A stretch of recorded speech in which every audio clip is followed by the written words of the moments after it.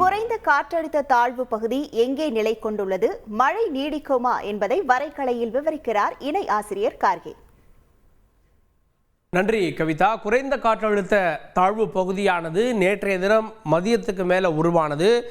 நேற்று மதியத்திலிருந்தே மழை தீவிரமாக இருக்கும். நேற்று ஒரு 15-20 நிமிடங்களில் மழை தொடங்கும் அப்படின்ற அறிவிப்பு வந்ததிலிருந்து இப்போது வரை லேசான அளவில் சாரலாக அந்த மழை பெய்து கொண்டிருக்கிறது. அதனால் பெருங்குடி போன்ற இடங்களில் 7 சென்டிமீட்டர் பார்க்குறோம். மற்ற இடங்களில் சாதாரண லேசான மழையாக அது இருக்கிறது. சரி, இந்த குறைந்த காற்றழுத்தம் எங்கே இப்போது நீடிக்கிறதுன்னு நம்ம பார்க்கலாம். நேற்றைய தினம் சென்னைக்கு அருகே அதனுடைய நீட்சியானது இருந்தது. இந்த மையத்தினுடைய ஒரு பகுதி அங்கே இருந்ததாக நம்ம பார்க்கப்பட்டது.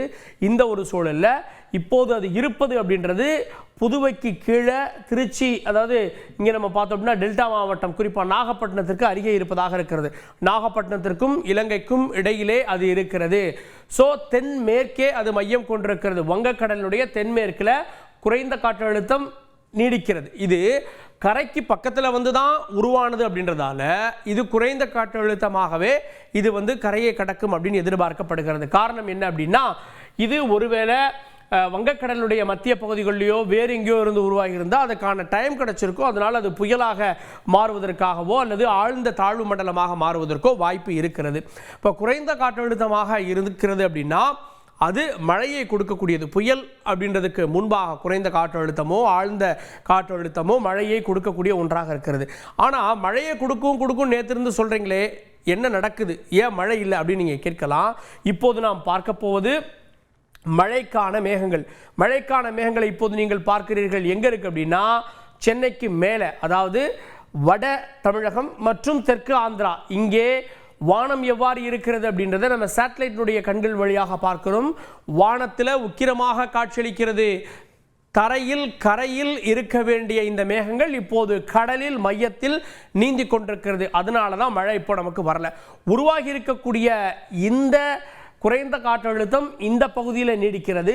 ஆனால் அதனுடைய தாக்கம் காற்றை உள்வாங்கி வங்கக்கடல்ல மேலிருந்து கொடுக்கிறது. இதன் காரணமாக மேகக்கூட்டங்கள் இங்கே மாறி காணப்படுகிறது. இப்போதைக்கு எங்கெல்லாம் மழை பெய்து கொண்டிருக்கிறது அப்படின்னா, தீவிரமான மழை மேகங்கள் எங்கே இருக்குன்னா சென்னைக்கும் புதுவைக்கும் இடையில கடல் பகுதியில் இருக்குது. இந்த மேகம் அப்படியே வருமா அப்படின்னா அப்படியே வராது. உள்ளே வர்றப்போ இந்த மேகம் கொஞ்சம் டைலூட் ஆவதற்கான வாய்ப்புகள் இருக்கிறது. புதிய மேகங்களும் உருவாகலாம்.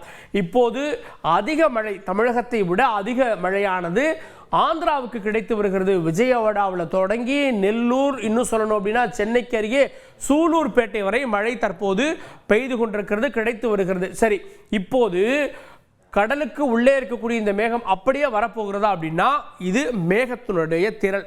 சேட்டலைட் மூலமாக பார்க்குறப்போ இது எப்படி இருக்கும் அப்படின்னா, வெள்ளை நிறத்தில் அந்த மேகங்கள் இருக்கும். அதற்குள்ள நீர்த்திவளைகள் அடங்கிய மேகங்கள் இருக்கும். அந்த கன மேகங்களுடைய காட்சிகள் தான் இது. சரி, இப்போது இதை ரொம்ப துல்லியமாக பார்க்கணும்னா ரேடாரில் பார்க்கலாம். ரேடாரில் தான் அடர்த்தியான மேகங்கள் வருகின்ற போது ரேடாரில் நமக்கு தெரியும். இப்போது நாம் ரேடாரை நோக்கி செல்கிறோம். ரேடாருக்கு இப்போ நம்ம போகலாம். இப்போது நாம் பார்ப்பது ரேடாருடைய காட்சிகள்.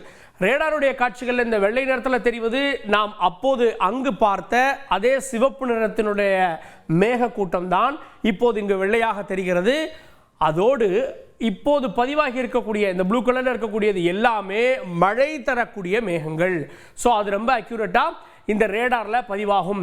இப்போது நாம் பார்ப்பது சென்னையினுடைய ரேடார். சென்னையினுடைய 200 கிலோமீட்டர் ரேஞ்சில் ஒரு ரேடாரை வச்சு என்ன பண்ணுவாங்க அப்படின்னா, நீங்கள் வட சென்னை போகக்கூடிய இடத்துல நீங்கள் பார்த்துருக்கலாம். ஒரு முக்கியமான இடத்துல மேலே பந்து போன்ற ஒரு வடிவத்தில் இருக்கும். ஸோ அதுதான் ரேடார். டோப்ளர் ரேடார் மூலமாக அவங்க வந்து கடல் பரப்பை அளக்கிறார்கள். அதில் வந்து வேவை வச்சு எங்கெல்லாம் மேகங்கள் இருக்கிறது அப்படின்றத அளக்குறாங்க. உலகப் போரின் போது இந்த ரேடாருடைய பங்களிப்பு ரொம்ப தீவிரமானது. காரணம் என்னென்னா, ரேடார் மூலமாக தான் விமான வரதை கண்டுபிடிக்க முடியும். அதனுடைய அடுத்த பரிணாமம் தான் இப்போது மழை மேகங்களையும் பார்க்குறோம். இப்போது நீங்கள் பார்ப்பது இந்த ரவுண்டில் சென்னையினுடைய ரேடார் எடுத்திருக்கக்கூடிய இந்த ரவுண்டில் 200 கிலோமீட்டர் ரேஞ்சில் எவ்வளோ மேகங்கள் இருக்குதுன்னு பார்க்குறீங்க. சென்னைக்கு அருகேவே மேகங்கள் இருக்கிறது. இப்போது சென்னை இங்கே இருக்குது அப்படின்னா சென்னைக்கு உள்ள கிட்டத்தட்ட நம்ம பார்த்தோம் அப்படின்னா ஒரு 10-20 கிலோமீட்டருக்குள்ளாகவே மழை பெய்து கொண்டிருக்கிறது. ஆனால் இது பொன்னேரி போன்ற இடத்துல தான் இப்போது வந்து குவிக்கிறது. காரணம் என்னன்னா, மேலிருந்து வரக்கூடிய காற்றும் கீழே இருக்கக்கூடிய காற்றும் சேர்ந்து பொன்னேரி போன்ற பகுதிகளில் மழையை கொடுத்து வருகிறது.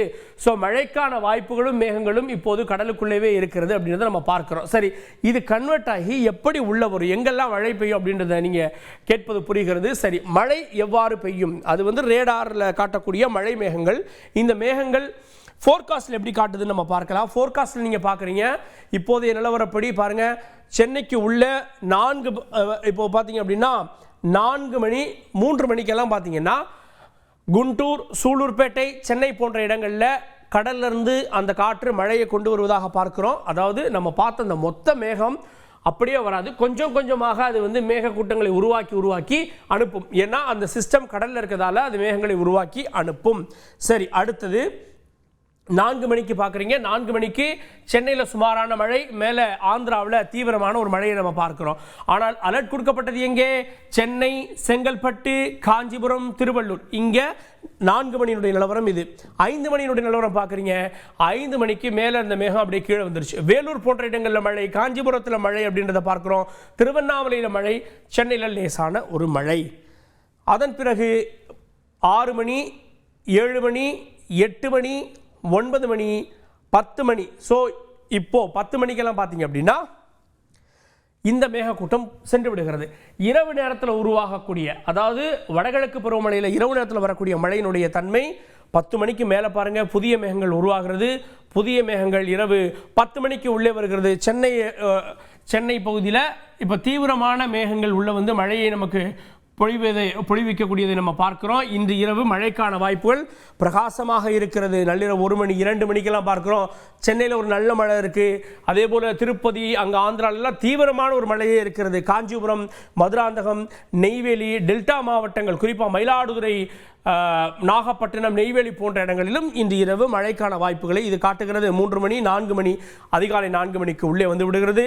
டெல்டா மாவட்டங்களில் தீவிரமான ஒரு மழையை கொடுக்கிறது. டெல்டா மாவட்டங்கள் உள்ள மழை பெஞ்சு அப்படியே இலங்கை வரை இந்த மழை தொடர்கிறது.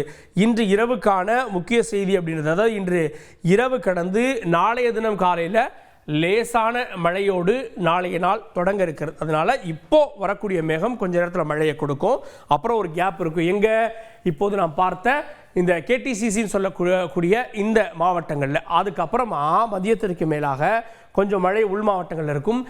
இரவு இந்த மழையானது சென்னையிலிருந்து தொடங்கி டெல்டா வரை மழை கொட்டி தீர்ப்பதற்கான வாய்ப்புகள் இருக்கிறது. கடற்குள்ள சிஸ்டம் இருக்கு, அது எந்த அளவு பெர்ஃபார்ம் பண்ண போகுதுன்றதை பொறுத்திருந்து பார்க்கலாம். செய்திகளை உடனுக்குடன் தெரிந்து கொள்ள உடனே சப்ஸ்கிரைப் பண்ணுங்க.